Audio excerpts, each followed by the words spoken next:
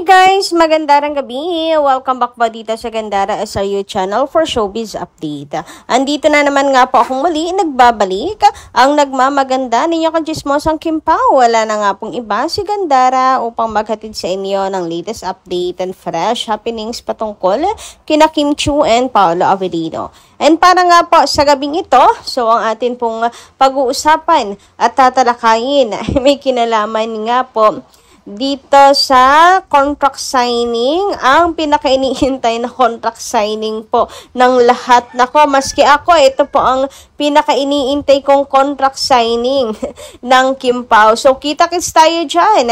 At, kumbaga ay, kita-kits po tayo at saksihan yan. Contract signing na yan. Huy, grabehan. Anyway, sa mga hindi pa po nakaka-subscribe dito sa ating channel, bago po tayo magsimula, baka may bago lang at hindi pa ngayon lang napapasyal dito. Kung hanap po ninyo ay Kim Pao's update, i-click nyo lang po yung subscribe button natin at notification bell na nariyan sa baba para mag-i-updated po kayo at ma-notify tuwing may bago po tayong chika at balita hinggil sa Kim Pao. Basta po mga balita na may kinalaman kina Kim Chiu and Paolo Avellino, sagot na natin yan. And eto nga, bilang pasasalamat sa ating mga ka-Kim Pao, meron po akong napiling basahing komento para sa gabing ito. Hayaan nyo na basahin ko ito sa inyo dahil ito po ay isa sa aking paraan sa pasasalamat sa walang sawa ninyong pagsuporta, lalong higit kina Kim and Paolo. So, unang komento from Madam Lolita Estrado. Magandang gabi po sa inyo. So, ang sabi niya rito, si Kim kung kumilos, walang kimi-kimi. Hindi siya plastic. Kung sino o ano siya, bigay todo niya, walang kaplastikan. Iyan si Kim. Sobra, natural lang. Hindi muna niya pinapakita yung short hair niya, maybe after na ng alibay. Siguro all out na niya yung short hair niya. Tama, kahit anong style niya sa buhok, sobrang ganda niya. Ito pa, sabi niya rito, yes, star of the night talaga si Kim. Maybe natulog si Kim ngayon. Maaga kasi siyang umalis kanina. Hindi. Yung tungkol po ata ito dun sa PBB Big Night. Star of the night si Kim Chiu doon. Nakadalawang outfit po si Kimi, diba? At saka agaw pansin talaga ang ganda ni Kim Chiu. Anyway, dito tayo sa sinabi niya na si Kim po kung kumilos ay walang kimi-kimi. Walang kakeme-keme or alam niyo kinaganda nga dito kay Kim Chiu. Siya, full of energy always. Pero at the same time, kahit magaslaw siya, may ramdam mo yung pagkamahinhin pa din kasi undecente yung babae So kahit magaslaw siya, dahil decente naman po siya guys, is mo pa rin yung pagiging mahinhin girl niya, ganon. 'Di ba? Kapansin-pansin at pa rin, stand out pa rin si Kimi. Hindi kasi siya bastusin. Ganon. Si Kimi kahit po ganyan siya, napaka full of energy.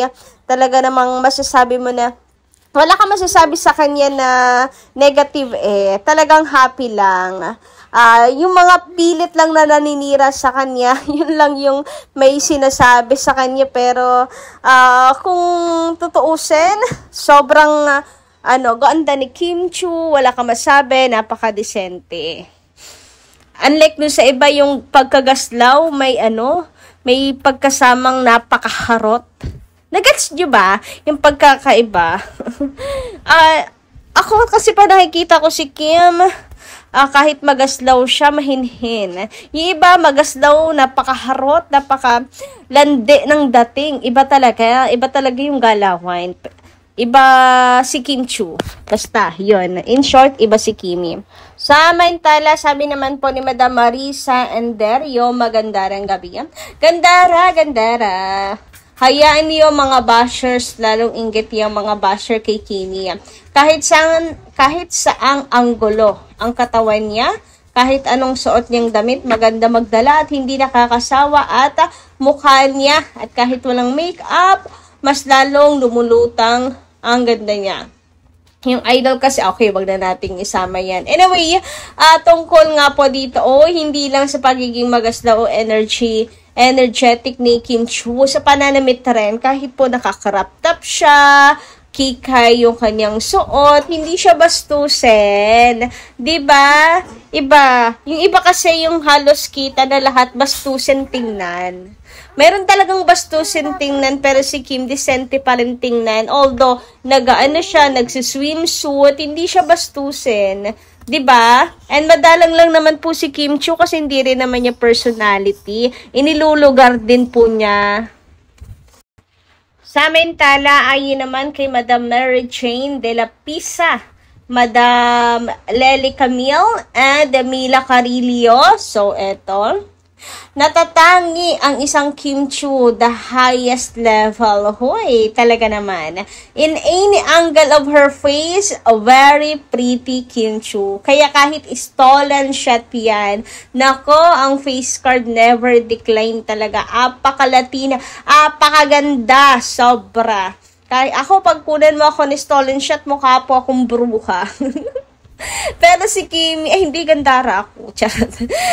Si Kimi, kahit kunan mo lang siya ng kahit pawis na pawis, katapos na mag-exercise, kahit katapos ng mag-jogging, kunan mo siya stolen shot, naku po, ay napakaganda at napaka-fresh pa rin. Sana all, diba?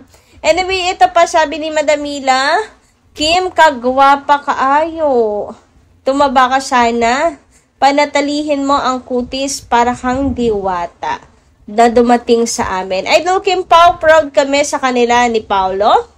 God bless, nandito lang kami sa paligid. Thank you, Lord. Gabayan mo pa ang Kim Pao. Yes, nawa po igabayan sila ni Lord sa anumang oras. Lalo po ngayon na meron po silang trabaho, mayroon po silang daalibay na ginagawa, di ba?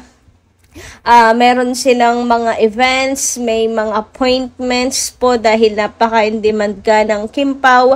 Napaka-busy po nila. Si Kim Chiu talagang kahit po magpabalik-balik yan malayo ang lugar, talagang for the go yan si Kimi. Kaya kaligtasan niya ang isa po sa atin pong panalangin talaga. Tapos mas napakasama pa po ng panahon natin ngayon, 'di ba? So always ingat po and ipag-pray din natin ang isa't isa. Always keep safe po, keep safe always. Samantala, dahil nabanggit na nga rin po natin ang The Alibay, ang ginagawa pong serye ngayon ng Kim Pao. So pag-usapan naman nga natin itong contract signing ng isa sa mga cast ng The Alibay, which is eto na nga si Angelina Cruz. Kasama po siya sa mga cast ng The Alibay at nagpirma na po siya ng kontrata. So contract signing po ito ni Angelina Cruz. And, ayan, nabanggit po rito ang Kim Pao, since ayun nga, ipinakilala siya bilang kasama sa mga cast ng The Alibay. Pero alam nyo, merong issue dito nabasa ko lang sa X, hindi ko na lang uungkatin ng todo-todo, pero nagkaroon dito ng issue related sa Kim Pao, kasi, inaasahan na may contract signing nga raw po ang power couple na Kim Pao. Hindi naman Kim Pao talaga as in, parang pa-blind item na power couple, may contract signing. So, yung iba, ina-assume nga na Kim Pao iyon. Pero, syempre, bilang Dilulo fans and syempre, bilang fan, always naman tayong umaasa ng update sa Kim Pao at umaabang tayo. Mas maigi na yung nakaabang tayo at nauuna sa balita, di ba? Wala namang masama, di ba, kung mag-abang. Kung wala, di wala. Tapos na. Ganun lang naman yun, pero hindi ko alam kung bakit nagiging big yung issue na may nangaaway na kapwa fans and hindi ko yun gusto. Yung kapwa mo fan, aawayin mo. Ano ngayon kung umasa na Kim Pao ang may contract signing, di ba? Ano ngayon? Wala namang masama doon na umasa. At least, nung malaman, tahimik na. Ano lang naman malay mo lang naman nag-abang. So, kung malay mo, nandiyan ang Kim Pao, di happy. ganun lang naman siya, period na sana doon.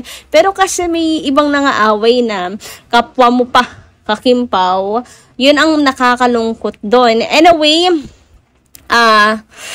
ang tawag dito, may sasabihin ako. Speaking of contract signing, may nabasa ako dito na of course pati ako ay eto ang gustong contract signing na makita ng Kim Pao. Eto ang contract signing na dapat tayong lahat po ay present. Huy, grabihan. Kita-kits tayo dito. Charata. So, ayun nga, sa totoo lang, ang kontrata na gusto kong pirmahan ni Kimi at Boss Pao Son ay ang marriage contract. Haha, eto talaga yon. Eto talaga yung contract signing na inaasahan ng mga fans. Pero patiently waiting ako hanggat sa oras na handa na sila. Basta mahalaga ay mahal nila ang isa't isa. So again, may kanya-kanya po tayong dilulus. Ayan. Bahala po ka. Ano na lang, pahalagahan, hindi eh. Respeto na lang siguro sa dilulo ng bawat isa, ganun. Hashtag The Alibay, teaser soon, hashtag The Alibay, Kim Pao, Kim Chiu, and Paolo Avellino. So kayo guys, eto rin ba yung inaasahan at gusto nyong mangyari na inaabangan na kontratang pipirmahan ng Kim Pao? Kasi ako gustong-gusto ko yan. Sinong hindi dyan? Hindi ba bilang dilulo Kim Pao fanay? Talagang go, let's G! Go na yan. Kung kailan yan, ay patiently waiting din ako. Kayo ba? Kaisa namin? So, hindi ko na sinama guys yung kanyang username at pangalan kasi hindi naman po tayo nakapagpaalam sa kanya. But anyway, thank you so much dito. Kinilig ako ng sobra. So, yun lang po muna ang ating update ngayong gabing ito. No? Maraming salamat sa inyong pakikinig. And kita-kits lamang po tayo sa mga susunod pa po nating chikas tungkol sa Kim Pao. Maraming salamat.